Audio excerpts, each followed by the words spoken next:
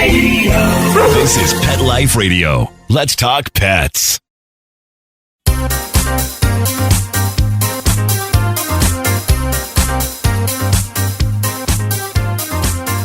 Welcome to the Whisker Report. We're a new podcast dedicated to helping anyone in the pet industry.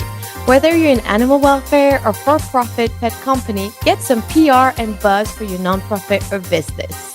I am Alexane Ricard, one of the hosts of the show, and I'm usually joined with Mary Tan, but today we have a little technical issue. She's locked out of her house, so I'm just doing the intro. Hi, everybody. And we're here with our producer, Mark Winter of Pet Life Radio.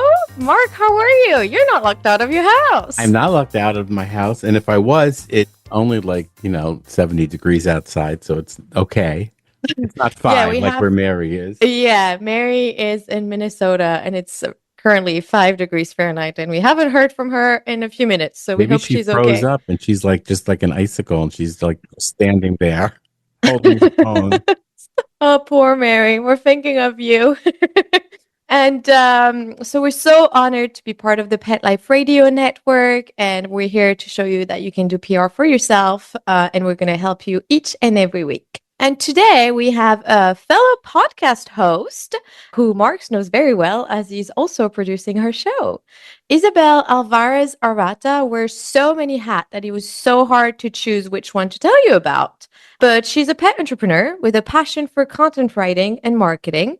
She's the host of Covered in Pet Hair, a fun, boozy podcast show for pet lovers. I met Isabel back at Super Zoo in 2023, and I remember bonding with her through a love of living abroad, different cultures, and also the fact that she does TNR in Texas. Hi, Isabel. Welcome on our show. We're so happy that you're here. I am thrilled to be here. Thank you for inviting me. And I, too, am thrilled that I am not locked out. I'm sending Mary all my love and warm vibes for a quick resolution here. Yeah, we hope she figures it out.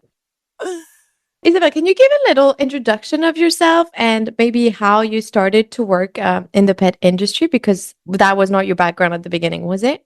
No, it was not. It's been a long and winding road. I started a professional pet sitting dog walking business in the Northern Virginia area, so the DC suburbs, in 2008. And I grew that business to multiple six figures with over 20 employees, about 500 active clients, and then the pandemic hit. And obviously the DC area with all the government workers in military and government contractors, our business was mostly midday dog walking while people were at work, and it just came to a screeching halt. And I had been running that business for 5 years remotely. So there was really no way for me to rebuild that business once that happened, knowing that the DC area, even to this day, is kind of at 50% work from home still. So I just had the forethought to say, this is not a viable business anymore, not only because of our business focus on midday dog walks, but also because of my geographic location having changed and not being very conducive to rebuilding the business. So I shut that down and I pivoted to writing, which was something that I didn't even have on my radar. A friend of mine from the pet sitting industry recommended me for some magazines because I had written a pet column in my area while I was running my business just for fun. And I guess she thought of me when they were thinking of freelance writers. She approached me. I didn't have anything else going on, so I took it. I took the opportunity.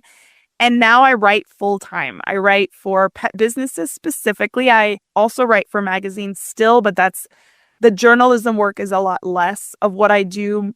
And it's kind of becoming something that I do on occasion because I've so much demand for my content creation and content writing and search engine optimized content that I put out for pet businesses. So I work specifically with pet businesses to promote themselves online, whether it be through their blogs, through their website copy, or through their social media presence. So that is where I am, I guess, specializing now. It's like I said, it's been a long and windy road, but writing really is my passion. I could do it 24/7 and never get tired of it. So it is I am very grateful for the changes while they were pretty traumatic when it happened, right? I am very happy and very grateful, and I have wonderful clients, and I really enjoy writing about pets. But it's inspiring to see that you took something, like a big challenge, which was to change completely your business to actually find your true passion. So I'm actually really happy for you. I think COVID was a bit bittersweet for you because it closes your business down, but it opens so many new doors. Absolutely. Absolutely. And I'm a mom of young children. So professional pet sitting is a very time intensive, very logistically challenging business. I know that because I did it for 12 years. And for a person who's building a family simultaneously to a business, it's very challenging. So this really does fit my lifestyle a lot better. And it allows me to work from anywhere. And like you said, I love to travel. I have family in Spain. I had family in South Florida for a long, long time, and I would go and spend the summers there with my kids, or I would go, I would go help my sister with her new baby for a few weeks in Spain, and I can work from anywhere. So that is really a positive of the change that came from COVID. I'm so happy for you. Thank you. We're so excited to hear more about what you do, but first we need to take a little quick break.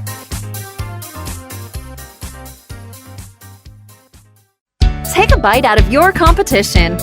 Advertise your business with an ad in Pet Life Radio podcasts and radio shows. There is no other pet-related media that is as large and reaches more pet parents and pet lovers than Pet Life Radio. With over 7 million monthly listeners, Pet Life Radio podcasts are available on all major podcast platforms. And our live radio stream goes out to over 250 million subscribers on iHeartRadio, Odyssey, TuneIn, and other streaming apps. For more information on how you can advertise on the #1 pet podcast and radio network, visit PetLifeRadio.com/advertise today. Let's Talk Pets on PetLifeRadio.com.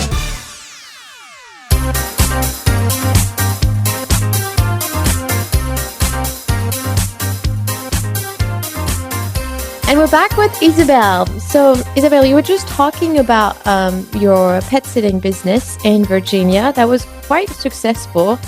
And I want to ask you, what was the bigger challenge? How did you make it so successful? You said you had 500 clients. That's a lot. What happened? That's a huge success.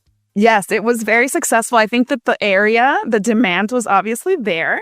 I'd like to tell this story because I think it's a really great way to highlight entrepreneurship. I actually did not set out to start a professional pet sitting business. I was looking for a dog walker for my dog.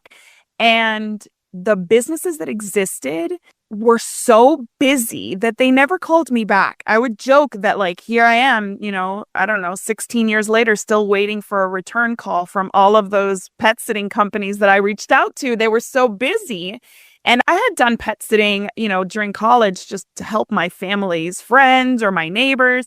And so I said, I can do this. This is not a challenge. And I was working in the hospitality industry, and it was very demanding. The commute was getting really old. I felt like I wasn't really happy. So it was either leave that hotel chain and go to another one or try something new. And I decided to, try something new. My parents are entrepreneurs, so it felt comfortable for me. I know that's a big step for a lot of people. And I just started doing the dog walks myself, building territories and little by little hiring people to take over the established territories, starting new territories. And little by little, I was creating this clientele, having to hire assistant managers, having to hire more staff. I had dog walkers, I had pet sitters. And I will tell you this, I had amazing staff members. That was really the key. I think that one of my talents is recognizing talent in others. And so I was a really good recruiter, and I was a really good delegator. I trusted my team, so I let them do what they did best. And I would also joke with my peers who were scared to hire, some pet sitters just want to do the work themselves. And I would say, I think some of my pet sitters are actually better at it than I am. They're not worried about the business side of it. They're just worried about the love of the pet and making sure their needs are met. And so I always liked to delegate those responsibilities so that I could manage the business. And eventually, after 7 years of being in the field full time and running my business, I transitioned out of the business and I started just managing. And it really allowed me to train people, elevate the standards, make sure that, we had a comprehensive training program so that everybody, no matter what territory they were in, they were providing the same quality of care. So it was really grassroots. Like, it was little by little, just learning what I needed and rising to the occasion and getting out of my comfort zone, like most entrepreneurs have to do. Yeah. And learning as you go, right? I think you don't really know what's coming, but you have to have kind of like that desire to just roll with the punches. And thankfully, we never had any pets injured, lost, no dog bite incidents. A lot of people think, oh my gosh, I would never want to go into a business with animals just because of the risks. We did it right. We did it well. We had the right people.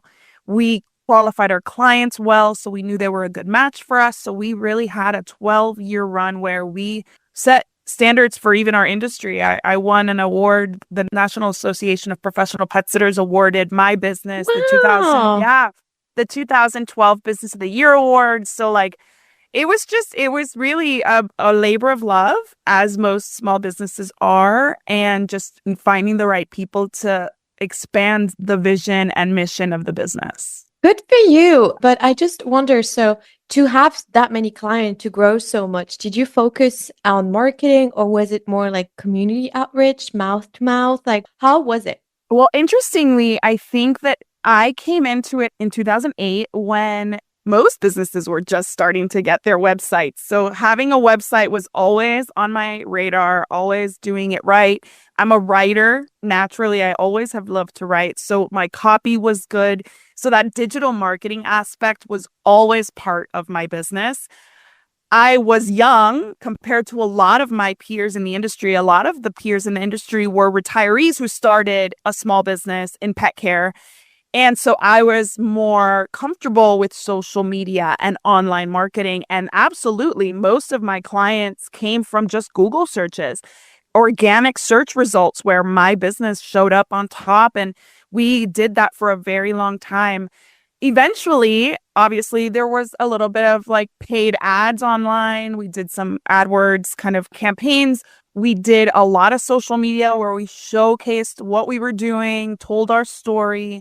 We did a lot of internal marketing to our existing clientele, always massaging the relationships that we already had, what I think people forget to do. We did a lot of that. And we also just created kind of a buzz. Like you said, the word you used when you introduced the show, we created a buzz because we were more present than maybe the businesses that came before us who had instant success because they didn't have much in the way of competitors, right? So we did a lot of new things that maybe other people weren't doing that now are just considered basic. Now it's just, you have to have social media presence. You have to have a website. Yeah. When I started, it was kind of optional, and we did all of it. I did all of it. And I think I'm naturally good at marketing because I like to tell stories and I like to talk to people. I think that's harder for people who are introverted to share their story, and they struggle with, what am I going to say? I never have a problem knowing what to say, whether it's right or wrong, I say it. So I think that really helped. And even to this day, I help a lot of professional pet sitting businesses. And these are businesses, my clients are businesses that have been around for 20, 30 years, and they still have a hard time telling their story. So what I do is I tell it for them. I love that. And so, I was going to ask you actually, so how different it is now, like nowadays that everybody's on social media and has a website. So you still have your own business. It's just a bit different now. You focus on marketing and content writing. Do you find the way you have to promote your business different? Yes. Do you still people find you on Google search, or is it different?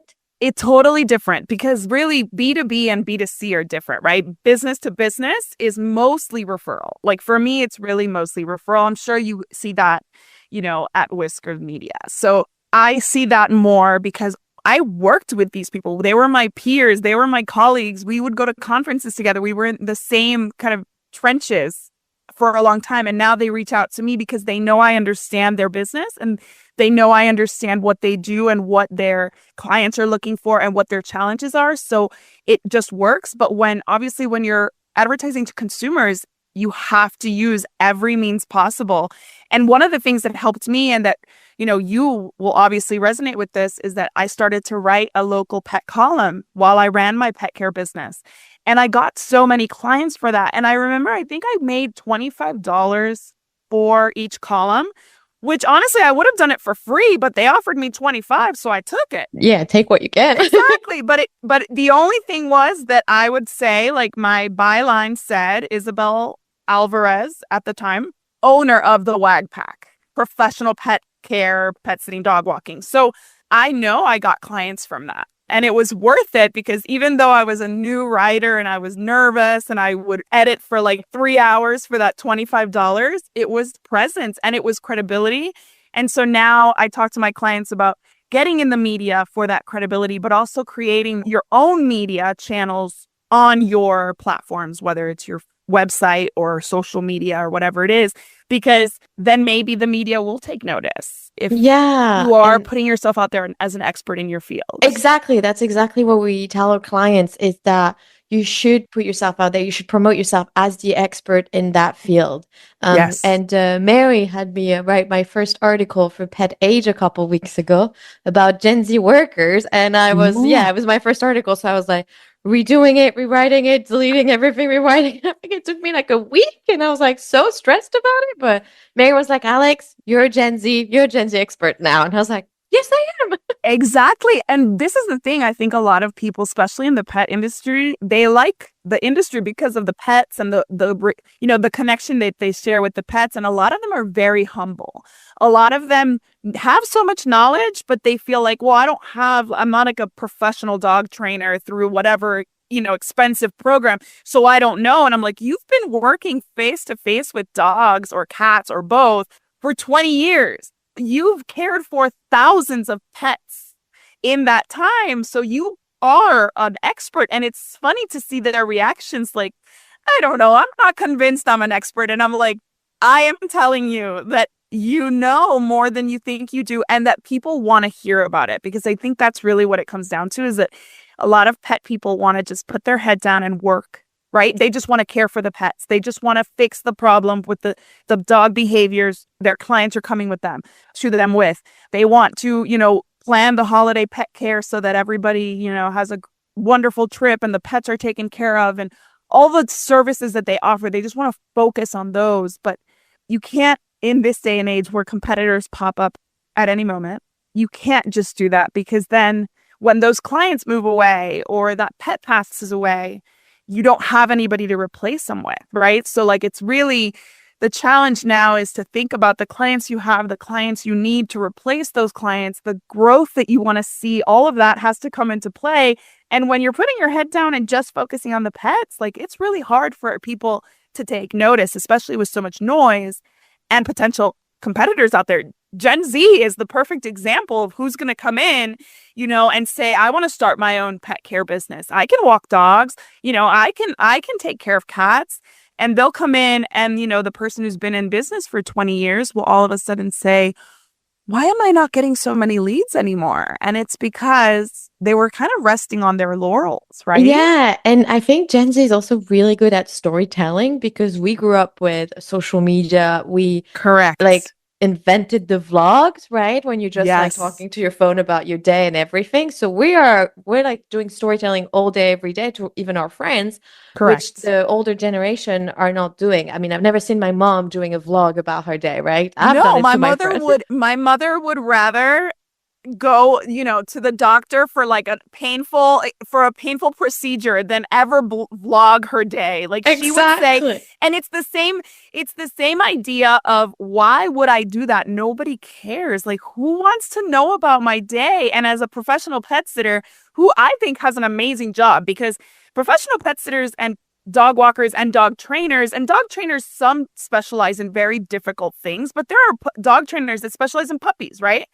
Well, they are working with pets under the best of circumstances, whereas veterinarians, vet techs, they're working with them when there are challenges and there is bad news.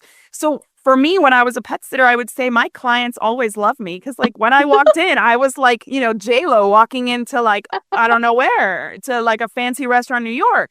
For the pet in my care, I was everything. Yeah. And so you always have, like, sure, you have sick pets sometimes. Sure, things happen, but 90% of the time, the job is amazing. And so other people want to hear about it. Other people want to be like, how many cats did you care for today? How many homes did you drive to?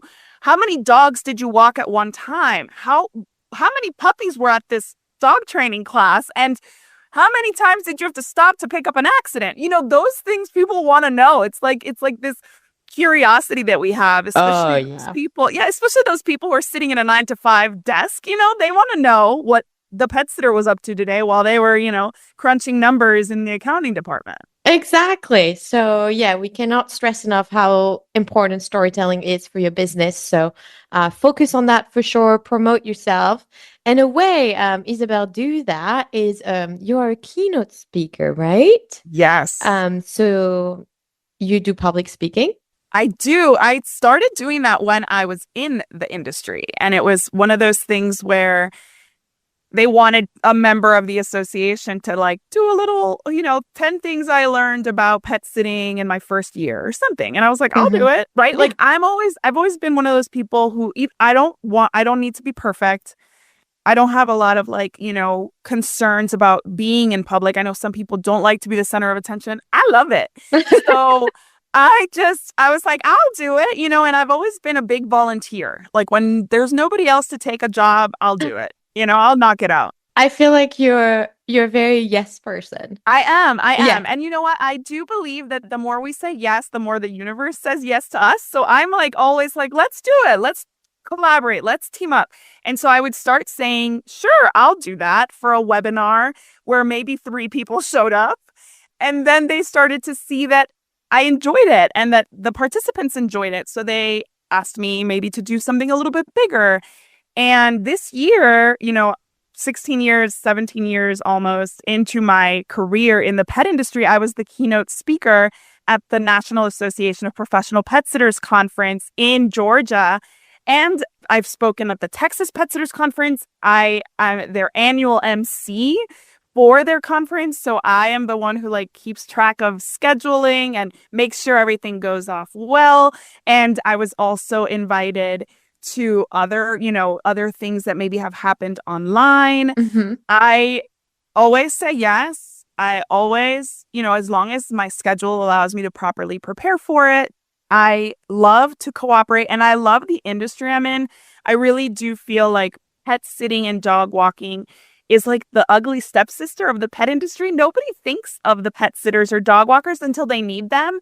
The dog food makers are like everybody, of course we use that 2-3 times a day, maybe. So, like, we think about them, but the professional pet sitter that you use, maybe when you go away for the holidays, you don't think about them until you need them. But I get the industry and I consider myself a pet sitting industry advocate, trying to get people to understand the benefits of in-home pet care versus like a boarding situation. The benefits of midday dog walking for people who are so busy, families who are so overwhelmed, the ease of delegating something that's so crucial for our pets' happiness and health. I love to promote that. So they see that passion in me and they say, hey, come back and, keynote. I did the closing address this year at NAPS as well, encouraging. And my keynote this year was actually about storytelling and telling them that I think people don't know enough about what pet sitting entails because we're not telling them. Yeah, exactly. And there's no one better to promote your own business than yourself. So you should tell the people what your business looks like, what is your daily life. But do you feel like your public speaking events, whether it's a webinar, whether it's a conference, do you find that it helped promote your business? Did you make any connection there? Oh, absolutely. I mean, as a keynote speaker, you're established by the organization that brings you in as an industry expert, right? Exactly. You are the person that of all the people they could have chosen, they invited you to be a keynote speaker. And what's interesting is one of my competitors was the person who former competitors in the pet sitting industry, was the one who recommended me for that keynote, because she says that she always enjoys my speeches. And she used to hire me to speak to her staff when we were competitors, because she and I had a very similar outlook on business and qualifying clients. And she said, you know what? I'm going to bring you in and say, see, this is the industry standard. We are industry experts. Let's elevate together, even though we're competitors.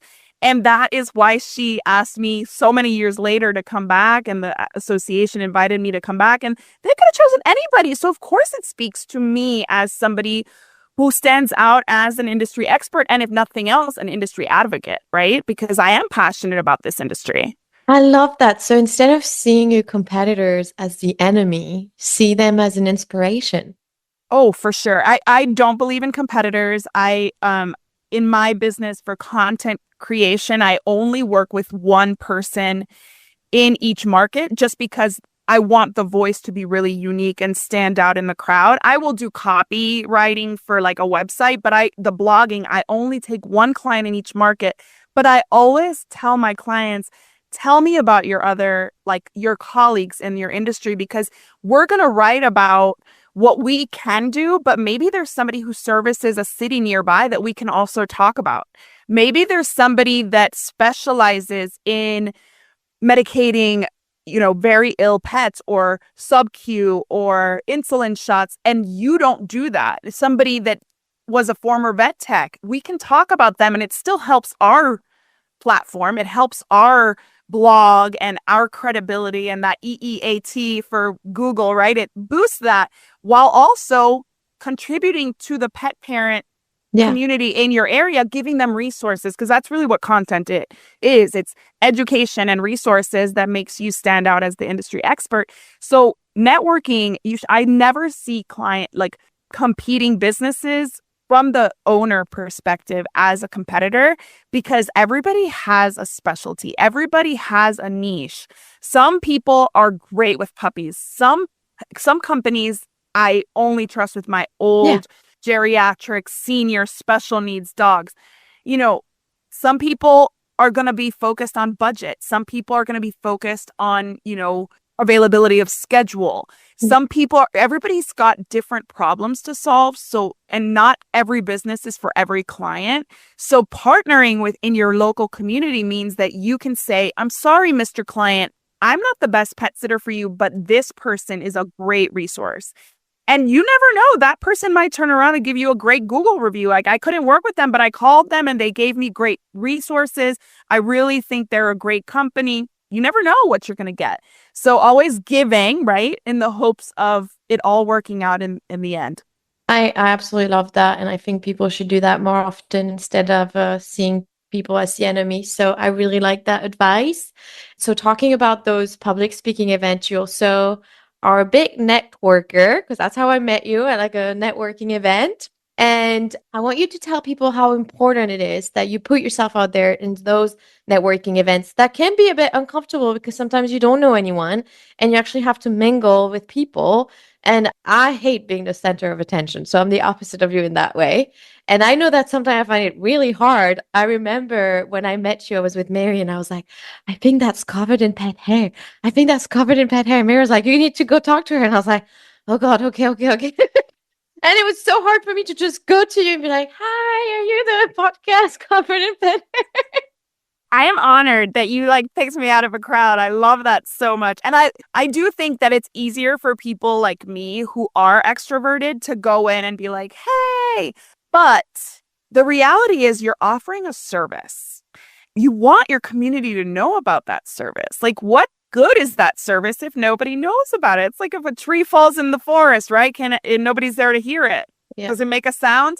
Same question. If you're providing a service and nobody knows that it exists, then what are you doing? Why are you providing this? So the reality is you are a resource for pet parents in your area. And there are, realtors are resources for home buyers or sellers, and veterinarians are resources in their own way, and doctors are resources in their own way. And when you go with the mentality of sharing what you do and contributing to your community, I feel like it takes that pressure off. No, you're not going to sell anything.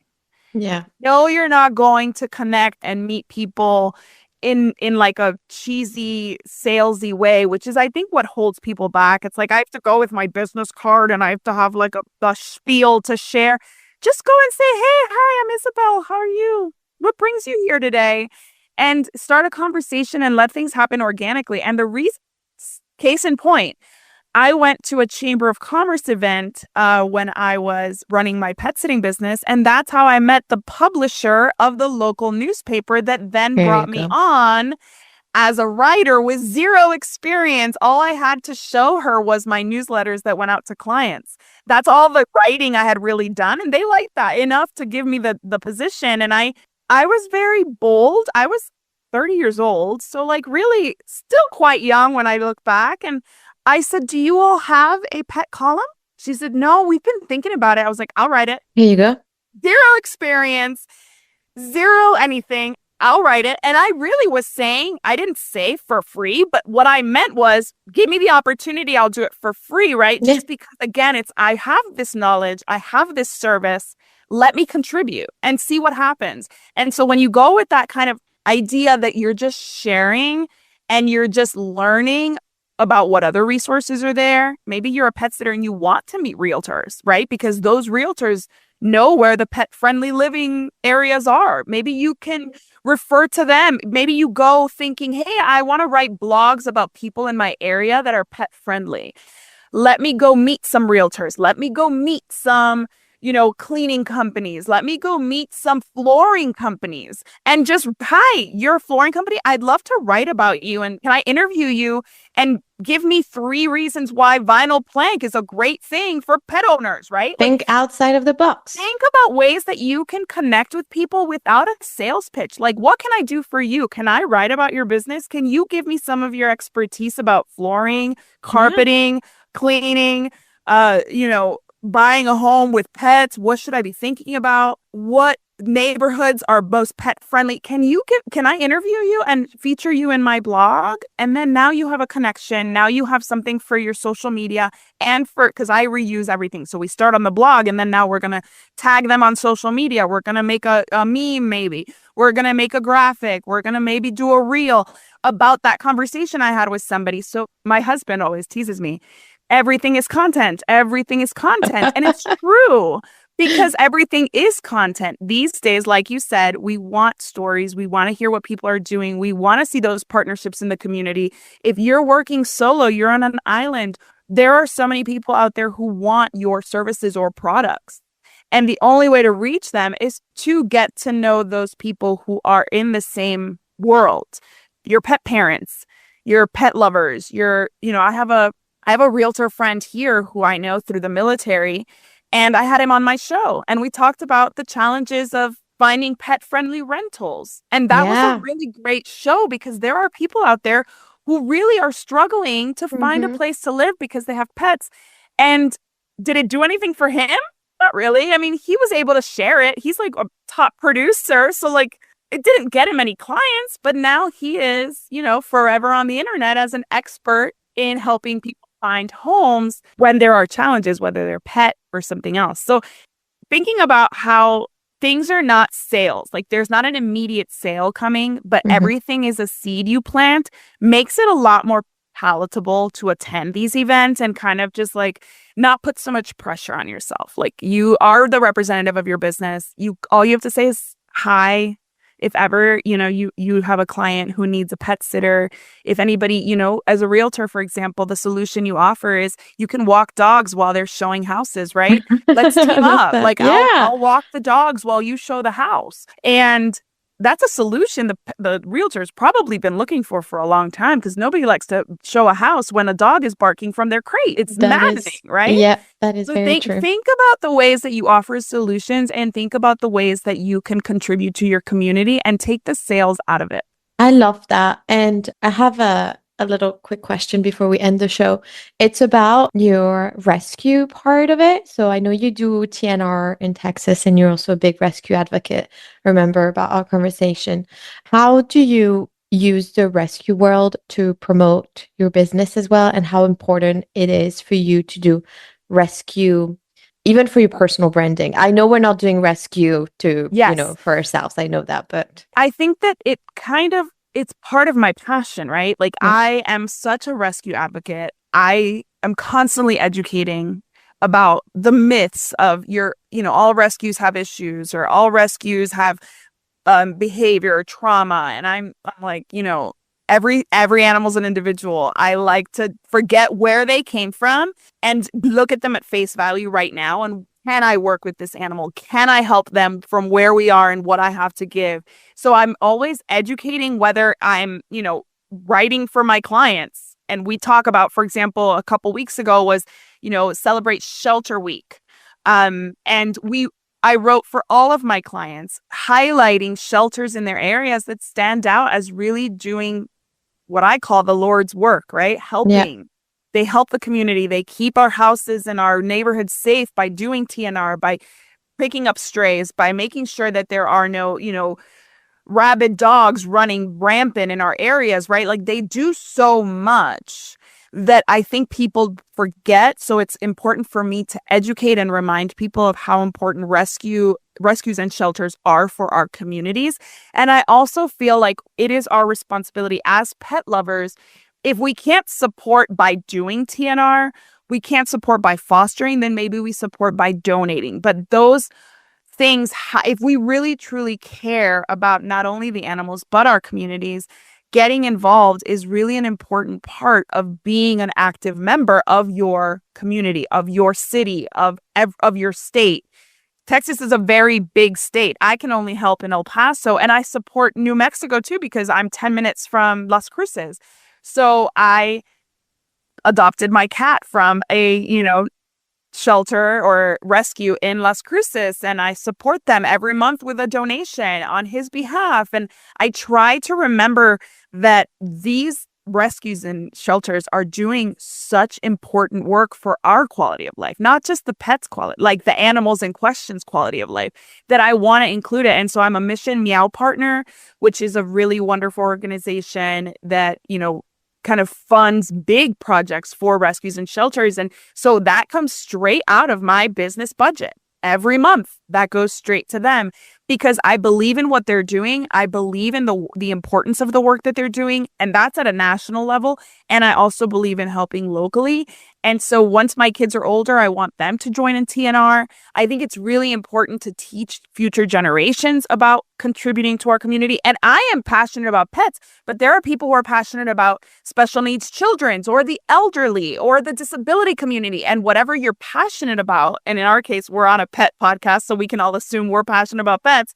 That's where we kind of give what we can. And nobody's expecting everybody to give all their time, all their money to this, but find a way to contribute, because to me, that's part of my vision and mission for my business and for my life. And I was at a networking pet event a few days ago, and a lot of people were like, I really want to help rescues, but my business is not doing amazing, so I just don't have the money for it. And I said, just donate a bit of your time. So if you're an expert, if you're a pet sitter, for example, or a dog walker, and your business might not be doing amazing, so you don't have enough money to donate, just donate some of your time. Just go walk some dogs, or bring the community together. Ask all of your clients, hey, let's do a day where we all walk the dogs at the shelter. Yes. So something to keep in mind, that you don't always have to donate money. Sometimes it's just also liking on social media, sharing animals for adoption. I know having a rescue, that's very important. So yeah, just a little reminder. Write a blog. When I adopted my cat, I wrote a blog about it, and I tagged I linked back to the rescue that I got him from. I shared on social media. I tagged them on it, and you know how valuable that is for the shelters in a search engine optimization.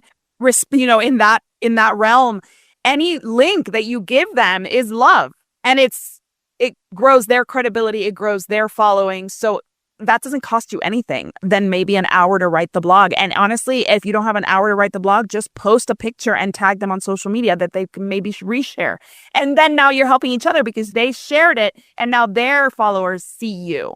So it's really thinking about everything symbiotically, like everything nothing occurs in a vacuum. Nobody lives on an island. We're all together. So by using your resources and just opening up your heart and your mind a little bit, maybe getting a little bit uncomfortable, because a lot of people, the thought of tagging a rescue on their social media is like, why would I tag them? I'm not cool enough or big enough to tag. Yes, you are. Just do it. Yeah. Yes, you are. You are cool enough. You are big enough to tag anybody. Tag me all day long. Please link back to my website so I can get bigger and bigger on Google.